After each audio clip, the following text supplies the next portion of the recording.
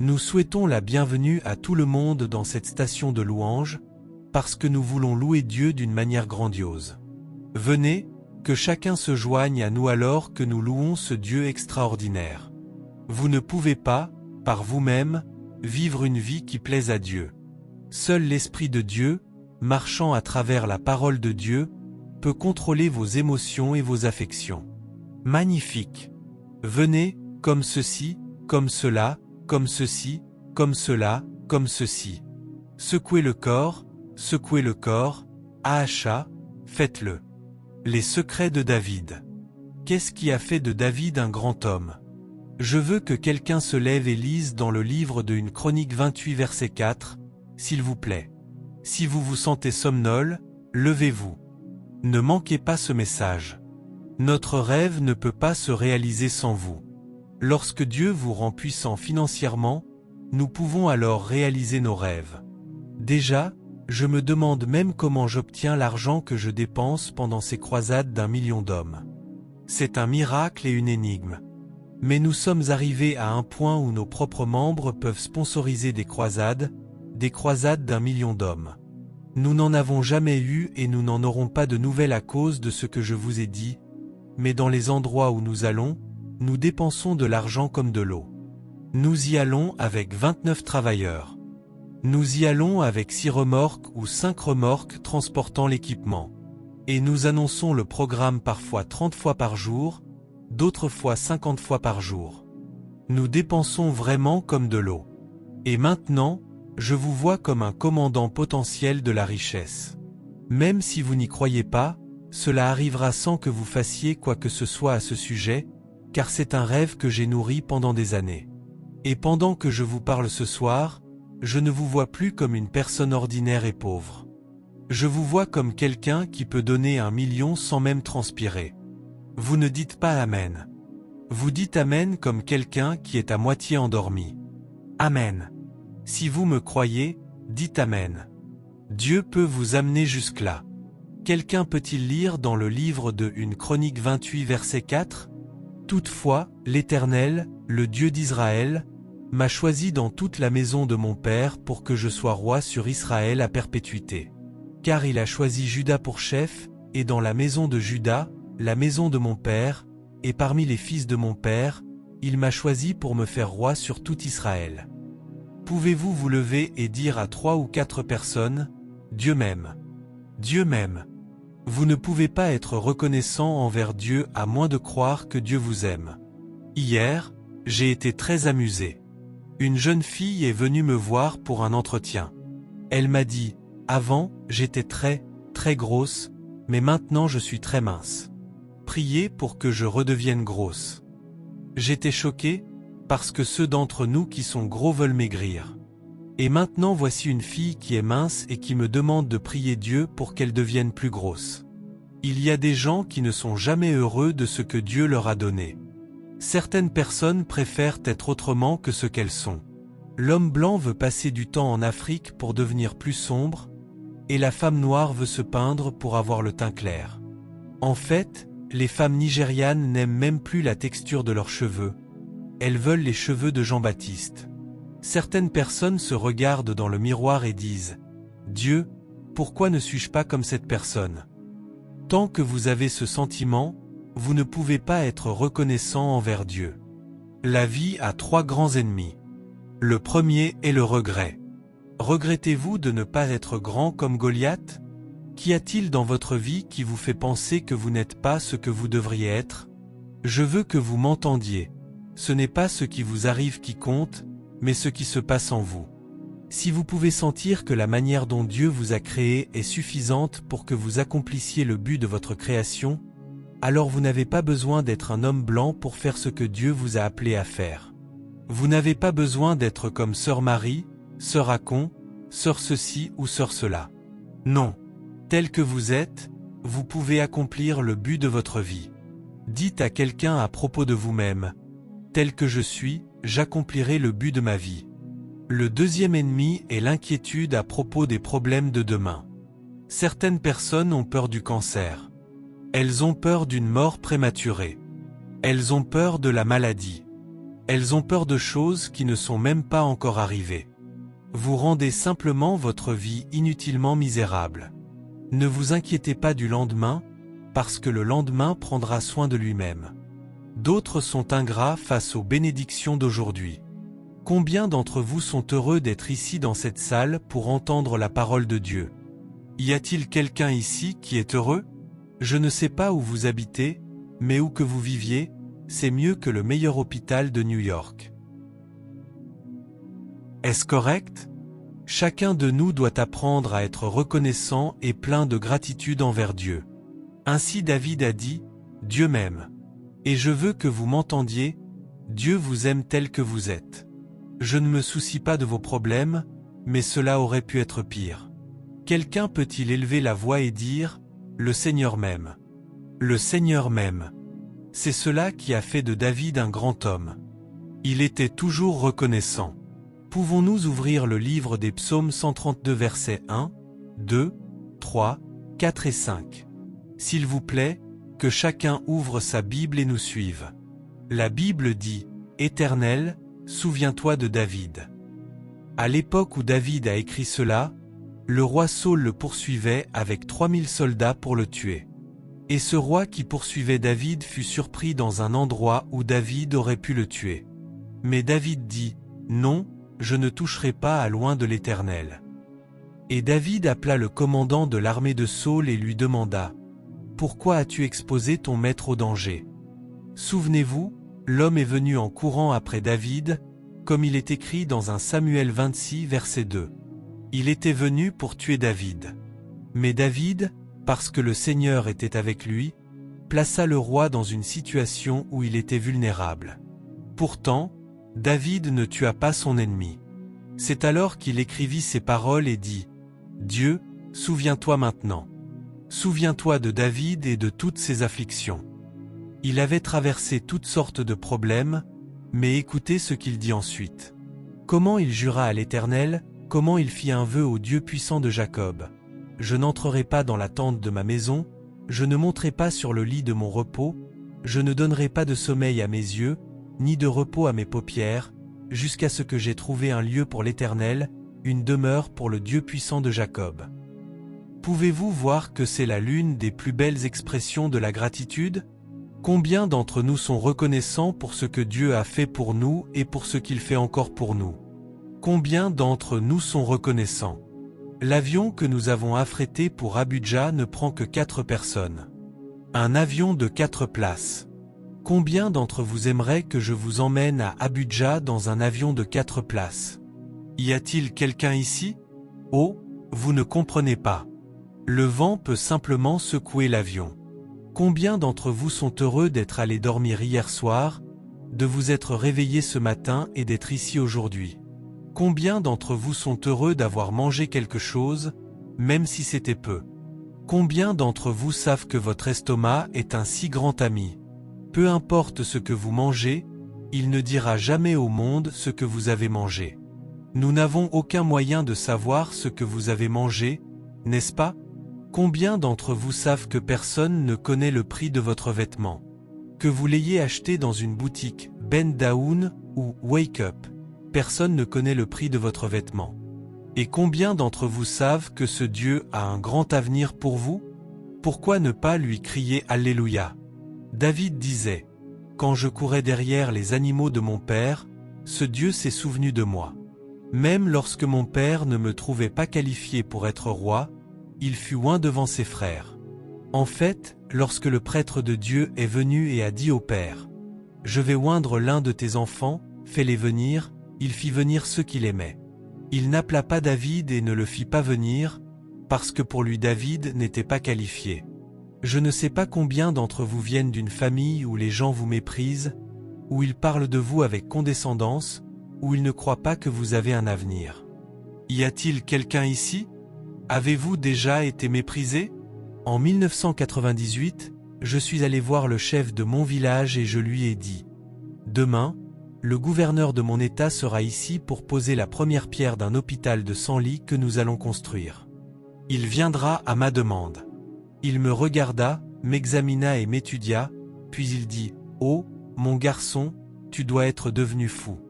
Des professeurs de ce village n'ont pas réussi à faire venir le gouverneur. Des hommes riches n'ont pas réussi à le faire venir. Et regarde-toi, un simple prédicateur comme toi a l'audace de me dire que tu vas amener le gouverneur dans ce village. Je lui ai répondu, « Monsieur, il vous rendra une visite de courtoisie demain à 11 heures. » Il se mit à rire et dit, « J'espère que tu n'as pas pris de l'alcool ce matin. » Le lendemain matin, je suis arrivé à son palais et je lui ai dit, « Ce bruit annonce l'arrivée du gouverneur. Il est en train d'entrer dans votre palais. » Il dit, « Quoi? Qu'est-ce que tu veux dire? Je ne me suis pas encore lavé, je n'ai même pas brossé mes dents. Que dois-je faire? » Je lui ai dit, « Eh, prends rapidement ta tenue de chef, mets-la par-dessus ta chemise de nuit. Quand le gouverneur arrivera, ne parle pas, ainsi il ne saura pas que tu n'as pas brossé tes dents. » Il me dit, « Garçon stupide, stupide, tu es un animal. » Et pendant qu'il parlait encore, le gouverneur arriva. Il ne s'était toujours pas lavé. Il demanda encore, « Que dois-je faire? » « Vite, vite, vite, lui dis-je. Il courut dans sa chambre, prit sa tenue de chef, la mit par-dessus sa chemise de nuit et resta assis comme un monument. Je lui ai dit, « Ne dis rien, garde simplement la bouche fermée. Ce soir, je veux déclarer que Dieu fera de tous vos ennemis des menteurs. À partir de ce soir, tous ceux qui vous ont méprisé regretteront de vous avoir méprisé. » Lorsque le gouverneur arriva, le chef du protocole dit à Sa Majesté, « Pouvez-vous dire quelque chose ?» Il montra quelqu'un du doigt, et le chef du protocole vint vers moi et me demanda de lui dire dans notre langue ce qu'il avait dit. Je lui ai expliqué ce que le gouverneur avait fait pour lui. Je n'ai plus parlé au chef. « Et, toi, le chef veut que tu parles pour lui. » L'homme répondit, « Oui, monsieur », et il commença à parler. En sortant, le gouverneur me demanda, « Pourquoi n'a-t-il rien dit ?» Je me suis mis à rire très fort et j'ai dit au gouverneur, « Peut-être que dans 2 ans je vous dirai pourquoi il n'a rien dit. » David était une personne reconnaissante. Et chacun de nous ici qui veut jouir de la plénitude des bénédictions de Dieu doit apprendre à être reconnaissant. Numéro 1. Le devoir le plus urgent de la vie est de rendre grâce à Dieu. Écrivez-le si vous le pouvez. Le devoir le plus urgent de la vie est de rendre grâce à Dieu pour ses nombreuses bénédictions. Numéro 2. Puis-je vous poser une question? Combien de temps s'est-il écoulé depuis que vous avez remercié Dieu pour ceux qui sont très proches de vous? Votre mari, votre femme, vos enfants, vos amis, vos parents. Les avez-vous déjà remerciés? Je ne parle pas de remercier Dieu pour eux, mais de les remercier eux-mêmes d'être proches de vous aider, de vous assister. Je veux que vous m'entendiez, l'égoïsme et l'ingratitude ont une manière de fermer votre vie. Ils vous empêcheront d'atteindre la place qui vous est destinée dans la vie. Mais la reconnaissance et la gratitude créeront de la puissance dans votre vie. Chacun de nous doit, ce soir, décider de vivre une vie de gratitude. Vous serez étonné d'ouvrir 3 générateurs dans votre vie, et vous ne serez plus une personne ordinaire. Nous allons venir à ces générateurs. Quiconque sait apprécier Dieu et ceux qui l'entourent deviendra une grande personne. Numéro 3. Nous avons tous beaucoup de choses pour lesquelles nous devons être reconnaissants dans notre vie. Nous avons tous beaucoup de raisons d'être reconnaissants. Ceux qui vivent avec vous, vos proches qui vous ont aidé dans la vie, vos parents qui ont payé votre chemin jusqu'à l'endroit où vous êtes aujourd'hui. Nous devons être reconnaissants envers Dieu pour chacun d'eux. Passons maintenant au numéro 4. La gratitude ouvre la plénitude de la vie et la puissance de Dieu dans votre vie. Je l'ai dit encore et encore, une jeune fille qui est rarement heureuse ne pourra jamais attirer un bon prétendant. Une fille qui fronce toujours les sourcils ne pourra jamais attirer un bon prétendant. Elle attirera toujours des gens qui n'ont pas de moyens, des gens malades, des gens qui sont en train de mourir. Ce sont eux qui lui feront des propositions.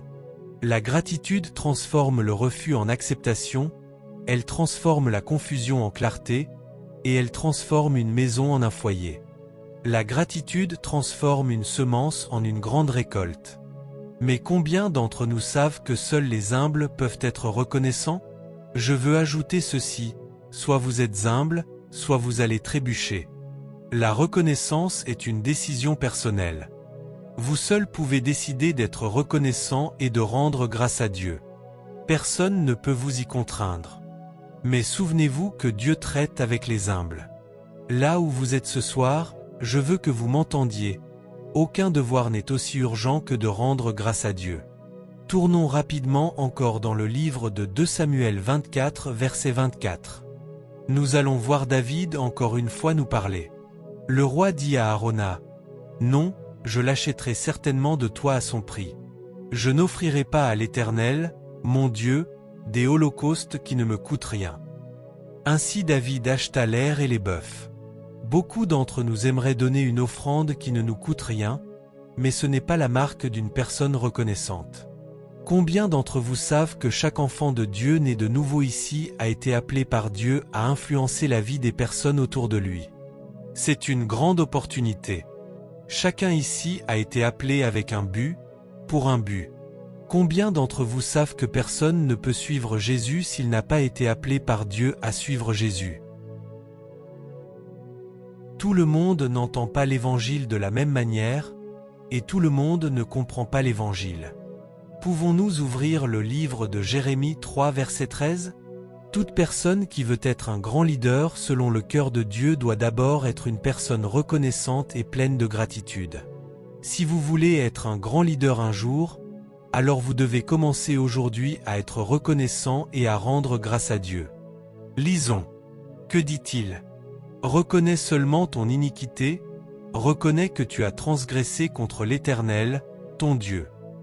Non, non, non, je lisais le verset 13. Jérémie 3 verset 13. Oui. Mais ma propre version dit, « Je vous donnerai des pasteurs selon mon cœur, qui vous paîtront avec connaissance et intelligence. » Le verset 15. Que signifie cela? Cela signifie que c'est Dieu qui établit les personnes à une position de leadership. Et seul un bon disciple, engagé et fidèle, peut devenir un grand leader. Seul un homme qui a été reconnaissant envers Dieu peut être établi comme leader par Dieu. Il dit, « Je vous donnerai des pasteurs qui ont la connaissance et l'intelligence. » Pour moi, cela signifie que c'est Dieu qui choisit. C'est Dieu qui détermine ce que chacun de nous deviendra. Si vous n'êtes pas un disciple dévoué et engagé, Dieu ne peut pas vous promouvoir au rang de leader. Regardons le livre de Matthieu 10 verset 37. La Bible dit que celui qui aime son père ou sa mère plus qu'il n'aime Dieu n'est pas digne de lui, n'est pas digne de Jésus. Ce n'est que lorsque vous devenez reconnaissant envers Dieu pour avoir donné son Fils unique que vous aimerez vos parents moins que vous n'aimez Dieu. Lisez encore, « Celui qui aime son fils ou sa fille plus que moi n'est pas digne de moi. Et celui qui ne prend pas sa croix et ne me suit pas n'est pas digne de moi. » Nous devons nous éloigner de notre zone de confort. Le programme que nous allons organiser exigera de chacun de nous, y compris de moi, de sortir de notre zone de confort. Nous aurons besoin de presque toutes sortes de travailleurs. Nous aurons besoin de travailleurs pour le transport. Et si nous vous nommons responsable du transport, il est probable que vous soyez la dernière personne à rentrer chez vous. Madame, ne dormez pas, je veux que vous entendiez ce que je dis. Nous aurons besoin de conseillers. Le conseiller qui sera là ce jour-là sera comme une mère spirituelle qui prendra soin des nouveaux convertis. Nous aurons besoin de volontaires pour la prière, afin de prier contre les accidents, de prier contre les malheurs, de prier pour une grande onction de guérison. Chaque volontaire de prière sera comme un porteur d'armure. Nous aurons également besoin de responsables du bien-être, qui veilleront à ce que les gens soient à l'aise, qu'ils aient un endroit pour aller aux toilettes, un endroit pour se laver, et que nous prenions soin d'eux. Nous allons accueillir toute la nation du Nigeria. Nous serons des hôtes et des hôtesses pour toutes les personnes qui viendront. Nous aurons aussi besoin de membres pour le comité de la plateforme. Nous allons changer la plateforme de notre croisade pour la rendre plus grande, pour la rendre très impressionnante. Demain, nous en discuterons. Nous aurons également besoin de membres pour le comité financier, des personnes capables de compter l'argent. Mais nous ne vous accepterons pas pour compter l'argent à moins que nous vous fassions confiance, parce que beaucoup sont appelés, mais certains sont des voleurs. Nous aurons aussi besoin de personnes qui mettront cet endroit en ordre et le garderont propre chaque jour. Nous aurons besoin de personnes qui nettoieront tout le complexe et veilleront à ce qu'il reste propre. Ce soir, je vais t'appeler des volontaires afin de découvrir dans quel domaine vous pouvez servir et à quel niveau de responsabilité vous pouvez vous intégrer. Une voiture ne peut pas avancer au point mort. Chacun de nous doit jouer un rôle dans cette fraternité. Dès l'instant où vous entrez ici, vous êtes un membre. Et parce que nous vous considérons comme un membre, vous êtes l'un des nôtres. Et parce que vous êtes l'un des nôtres, nous voulons affiner vos qualités de leadership et vous aider à devenir une personne plus grande et meilleure que celle que vous étiez lorsque vous êtes arrivé ici. Ce soir, chacun doit prendre sa position. Que voulez-vous faire pour nous? Voulez-vous être conseiller? Un guerrier de prière? Quelqu'un qui nettoiera cet endroit? Voulez-vous être responsable du transport? Nous allons louer de nombreux bus, et chaque bus devra avoir son propre responsable du transport pour maintenir la paix et l'ordre dans ce bus. Nous aurons aussi des personnes qui monteront les équipements. Notre matériel nécessitera 80 personnes pour être installées, et nous avons besoin de personnes prêtes à servir à ce niveau de responsabilité. Y a-t-il quelqu'un ici qui aimerait être un ouvrier? Quelqu'un qui aimerait servir Dieu à cause de ce qu'il a fait pour vous? Quelqu'un qui veut rendre à Dieu ce qu'il vous a donné en le servant à n'importe quel niveau de responsabilité que vous choisirez ce soir? Y a-t-il quelqu'un ici qui dit « Dieu, utilise-moi » Puis-je vous voir lever la main? Levez-la bien haut. Que Dieu vous bénisse au nom de Jésus. Amen. Descendons maintenant dans le livre des Hébreux 6, verset 12. Je veux vous montrer encore que si vous n'êtes pas simplement un membre paresseux et négligent, un jour Dieu peut vous donner un ministère.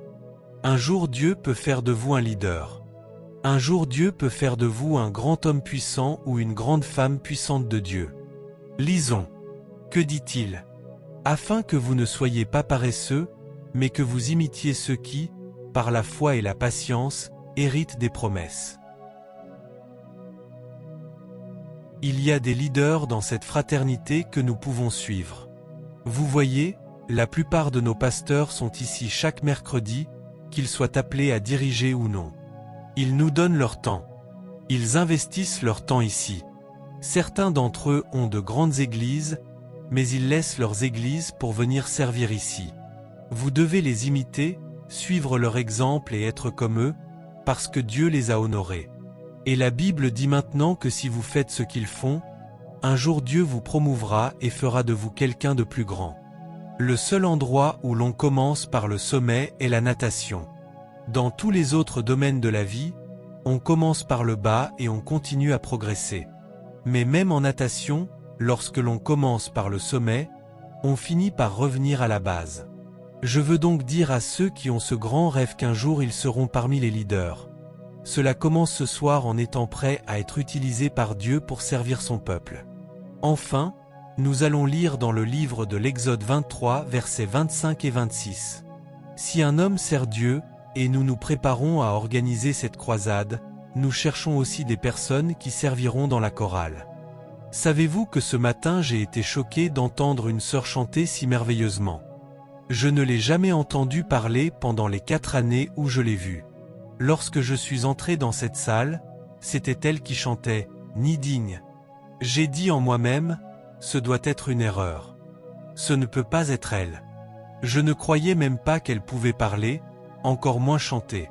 Quand je me suis approché, c'était bien elle. Sœur, tu peux donc chanter comme cela et tu as caché ton don et ton talent tout ce temps? S'il te plaît, développe ce don et utilise-le pour nous bénir et pour bénir Dieu. Il y a tellement d'entre vous qui ont des dons cachés. Certains d'entre vous, quand vous êtes dans votre chambre ou dans votre salle de bain, vous chantez très bien. Mais quand vous venez ici, vous agissez comme quelqu'un qui ne sait rien faire.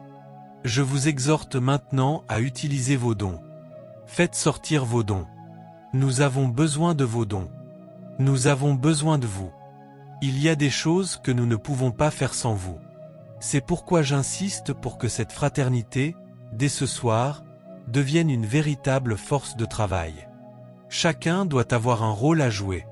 Même si vous ne dites pas Amen correctement, je vous enrôle quand même. Pouvez-vous lever la main et crier Alléluia? Quelqu'un? Alléluia. Levez la main et criez Alléluia. Quelqu'un? Alléluia. Lorsqu'un homme sert Dieu, que fera Dieu pour lui? Que chacun ouvre sa Bible dans le livre de l'Exode 23, versets 25 et 26. Vous servirez l'Éternel, votre Dieu, et il bénira votre pain et votre eau. Regardez-moi bien. Lorsque la Bible dit que Dieu bénira votre pain et votre eau, que signifie cela? La Bible veut dire que Dieu vous donnera un succès complet dans tous les domaines. Y a-t-il quelqu'un ici qui veut avoir un succès dans tous les domaines? Êtes-vous sûr?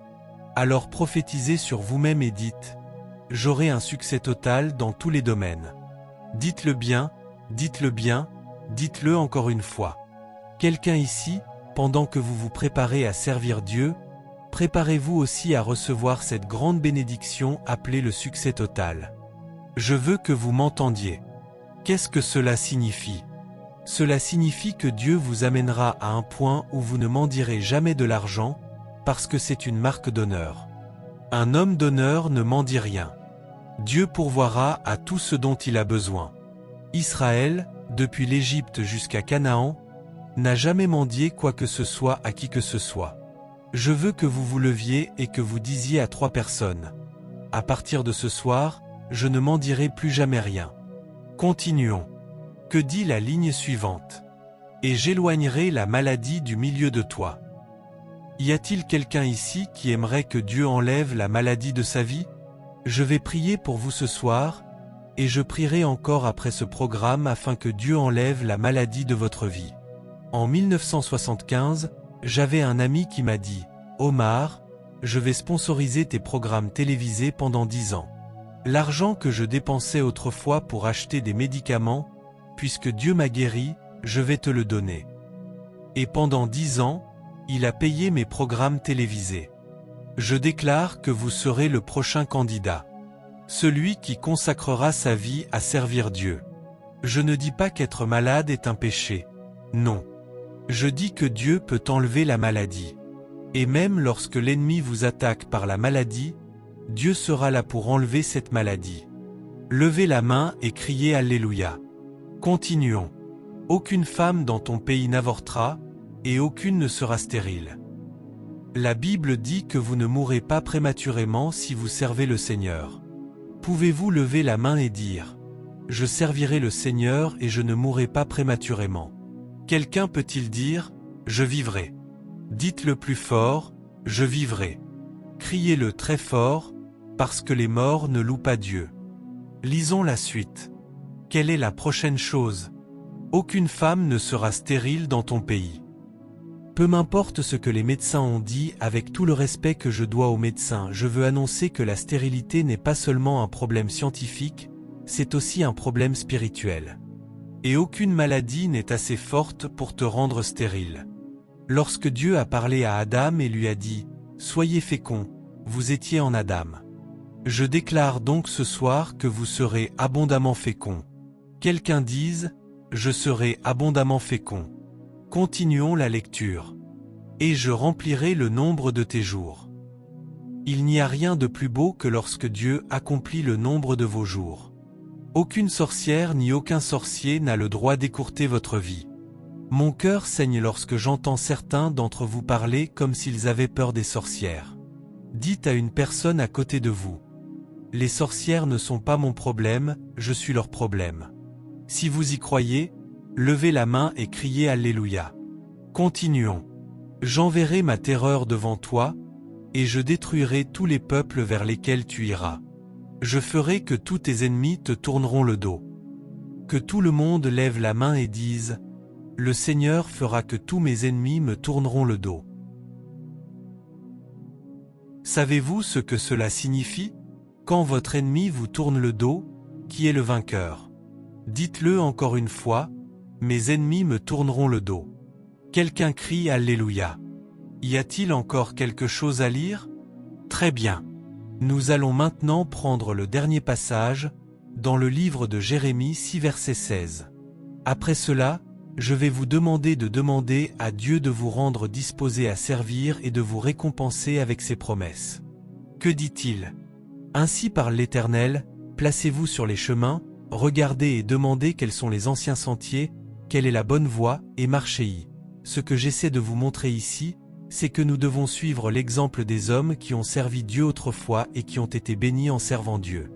La Bible a dit à David que le sceptre ne s'éloignerait jamais de sa maison.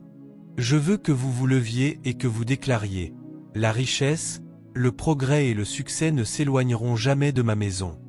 Vos enfants prospéreront, car Dieu l'a promis, et vous voulez que cela se réalise dans votre vie.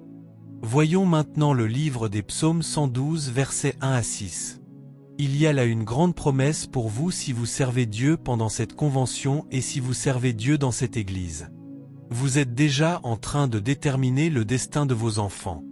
Que dit-il? Louez l'Éternel. Heureux l'homme qui craint l'Éternel et qui trouve un grand plaisir dans ses commandements. Sa postérité sera puissante sur la terre. Levez la main et dites: mes enfants seront puissants sur la terre. Continuons. La génération des hommes droits sera bénie. Dites-le bien, mes enfants et mes petits-enfants seront bénis. Continuons. La richesse et l'abondance seront dans sa maison. Quelqu'un peut-il encore déclarer et prophétiser: la richesse et l'abondance seront toujours dans la maison de mes enfants? Combien d'entre vous croient cela? Il y a quelque chose que je veux souligner. Lorsque vous ne croyez pas ce que nous venons de lire, vous risquez de détruire le destin de vos enfants. Lorsque vous leur parlez comme si vous saviez qu'ils réussiront, ils réussiront. Quand nous aurons le temps, je vous enseignerai davantage sur l'influence que vous avez sur vos enfants. Déjà, chaque enfant a un ange qui le protège. Cela n'a aucun sens lorsque vous dites: mon fils a été initié dans une secte. Personne ne peut initier un enfant dans une secte. Les anges que Dieu a assignés à ses enfants les protégeront. Votre travail, chaque matin lorsqu'ils partent à l'école, est simplement de leur dire: que l'ange du Seigneur te protège lorsque tu pars et lorsque tu reviens. Tout ira bien pour toi. C'est tout ce que vous avez à faire, et vous aurez scellé la protection sur cet enfant. Il est mauvais pour un croyant de dire: priez pour mon fils, je pense qu'il a été initié. Personne ne peut initier vos enfants à quoi que ce soit. Vous ne les avez pas bénis correctement. Un soi-disant prophète est venu vers moi lorsque ma deuxième fille était en train de grandir. Il m'a dit: je pense avoir reçu une révélation selon laquelle elle aurait été initiée. Je lui ai répondu que sa révélation était fausse, que tout ce qu'il avait vu était faux. Un enfant venant de ma maison ne peut être initié dans quoi que ce soit par qui que ce soit, parce que la Bible dit que ceux qui craignent l'Éternel sont entourés par les anges de l'Éternel. Votre enfant a un ange assigné pour le protéger. Personne ne peut l'initier à quoi que ce soit.